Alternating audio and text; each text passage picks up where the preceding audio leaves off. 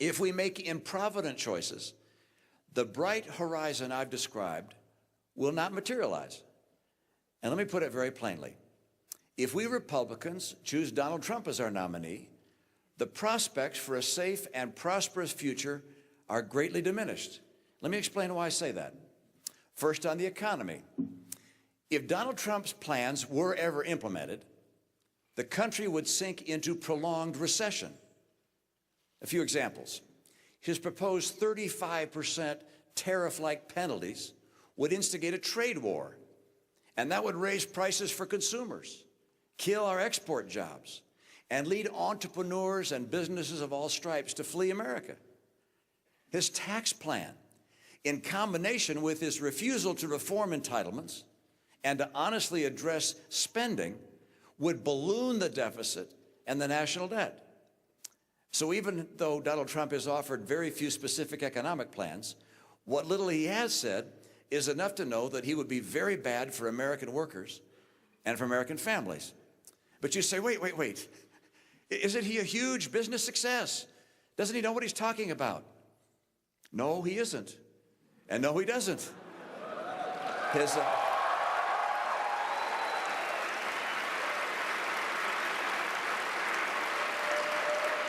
Look, his bankruptcies have crushed small businesses and the men and women who work for them. He inherited his business. He didn't create it. And whatever happened to Trump Airlines? How about Trump University? And then there's Trump Magazine and Trump Vodka and Trump Steaks and Trump Mortgage. A business genius he is not. Now, not every policy that Donald Trump has floated is bad, of course. He wants to repeal and replace Obamacare. He wants to bring jobs home from China and Japan. But his prescriptions to do those things are flimsy at best. At the last debate, all he could remember about his health care plan was to remove insurance boundaries between states. Successfully bringing jobs home requires serious policy and reforms that make America the place businesses want to come, want to plant, and want to grow. You can't punish business into doing what you want. Frankly, the only serious policy proposals that deal with the broad range of national challenges we confront today come from Ted Cruz, Marco Rubio, and John Kasich. One of these men should be our nominee.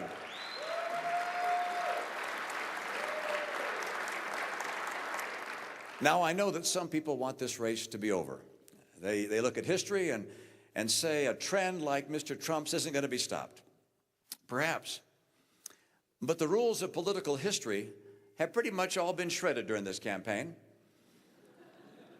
If the other candidates can find some common ground, I believe we can nominate a person who can win the general election and who will represent the values and policies of conservatism. Given the current delegate selection process, that means that I'd vote for Marco Rubio in Florida, and for John Kasich in Ohio, and for Ted Cruz, or whichever one of the other two contenders has the best chance of beating Mr. Trump in a given state. Now let me turn to national security and the safety of our homes and loved ones. Mr. Trump's bombast is already alarming our allies and fueling the enmity of our enemies. Insulting all Muslims will keep many of them from fully engaging with us in their urgent fight against ISIS. And for what purpose? Muslim terrorists would only have to lie about their religion to enter the country. And then what he said about 60 Minutes. Did you hear this? It was about Syria and ISIS, and it has to go down as the most ridiculous and dangerous idea of the entire campaign season. Let ISIS take out Assad, he said, and then we can pick up the remnants. Now think about that.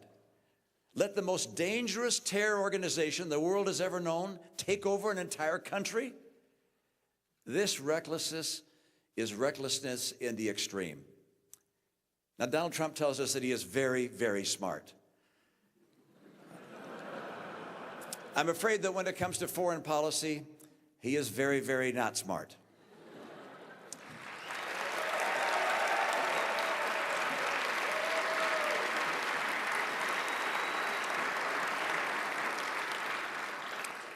Now, I'm far from the first to conclude that Donald Trump lacks the temperament to be president. After all, this is an individual who mocked a disabled reporter, who attributed a reporter's questions to her menstrual cycle, who mocked a brilliant rival who happened to be a woman due to her appearance, who bragged about his marital affairs, and who laces his public speeches with vulgarity. Donald Trump says he admires Vladimir Putin. At the same time, he's called George W. Bush a liar. That is a twisted example of evil trumping good.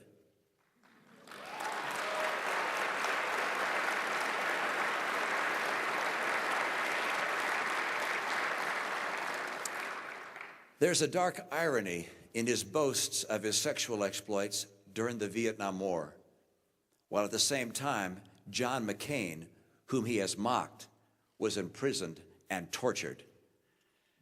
Dishonesty is Donald Trump's hallmark. He claimed that he had spoken clearly and boldly against going into Iraq. Wrong. He spoke in favor of invading Iraq. He said he saw thousands of Muslims in New Jersey celebrating 9/11. Wrong. He saw no such thing. He imagined it. He's not of the temperament of the kind of stable, thoughtful person we need as leader. His imagination must not be married to real power. The President of the United States has long been the leader of the free world. The President and, yes, even the nominees of the country's great parties helped define America to billions of people around the world. All of them bear the responsibility of being an example for our children and our grandchildren. Think of Donald Trump's personal qualities: the bullying, the greed, the showing off, the misogyny, the absurd third-grade theatrics. You know, we've long referred to him as the Donald. He's the only person in the entire country to whom we have added an article before his name, and it wasn't because he had attributes we admired. Now imagine your children and your grandchildren acting the way he does. Would you welcome that? Haven't we seen before what happens when people in prominent positions fail the basic responsibility of honorable conduct? We have. And it always injures our families and our country. Watch, by the way, how he responds to my speech today.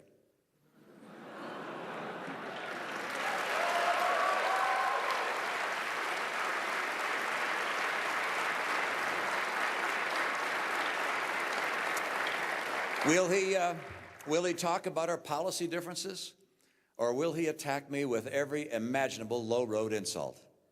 This may tell you what you need to know about his temperament, his stability, and his suitability to be president. Now, Mr. Trump relishes any poll that reflects what he thinks of himself. But polls are also saying that he will lose to Hillary Clinton. Think about that. And the audio and video of the infamous Tapper-Trump exchange on the Ku Klux Klan will play 100,000 times on cable and who knows how many million times on social media. There are a number of people who claim that Mr. Trump is a con man, a fake. Thank you.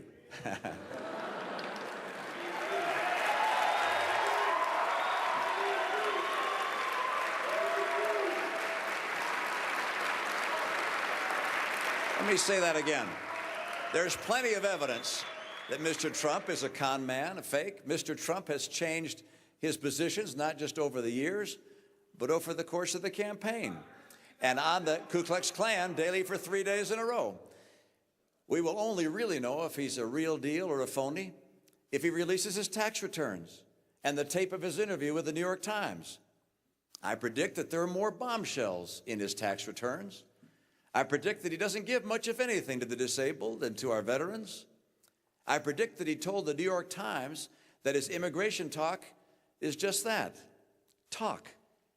And I predict that despite his promise to do so, first made over a year ago, that he will never, ever release his tax returns. Never. Not the returns under audit, not even the returns that are no longer being audited. He has too much to hide. Nor will he authorize the release of the tapes that he made with the New York Times. If I'm right, you'll have all the proof you need to know that Donald Trump is indeed a phony. Attacking me, as he surely will, won't prove him any less of a phony. It's entirely in his hands to prove me wrong. All he has to do is release his back taxes like he promised he would, and let us hear what he said behind closed doors to the New York Times. You know, Ronald Reagan used to quote a Scottish philosopher who predicted that democracies and civilizations wouldn't last much longer than a couple hundred years. And John Adams wrote this: "Remember, democracy never lasts long. It soon wastes, exhausts, and murders itself.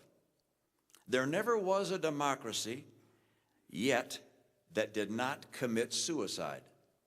That's John Adams. I believe that America has proven these dire predictions wrong for two reasons. First, we've been blessed with great presidents, with giants among us. Men of character, integrity, and selflessness have led our nation from the very beginning. None were perfect. Each surely made mistakes. But in every case, they acted out of the desire to do what was right for America and for the cause of freedom. The second reason is because we're blessed with a great people. People who at every critical moment of choosing have put the interests of the country above their own. These two things are related. Our presidents, time and again, have called on us to rise to the occasion. John F. Kennedy asked us to consider what we could do for our country. Lincoln drew upon the better angels of our nature to save the Union. I understand the anger Americans feel today. In the past, our presidents have channeled that anger and forged it into resolve, into endurance and high purpose, and into the will to defeat the enemies of freedom. Our anger was transformed into energy directed for good. Mr. Trump is directing our anger for less than noble purposes. He creates scapegoats of Muslims and Mexican immigrants. He calls for the use of torture. He calls for killing the innocent children and family members of terrorists. He cheers assaults on protesters. He applauds the prospect of twisting the Constitution to limit First Amendment freedom of the press. This is the very brand of anger that has led other nations into the abyss. Here's what I know. Donald Trump is a phony, a fraud. His promises are as worthless as a degree from Trump University.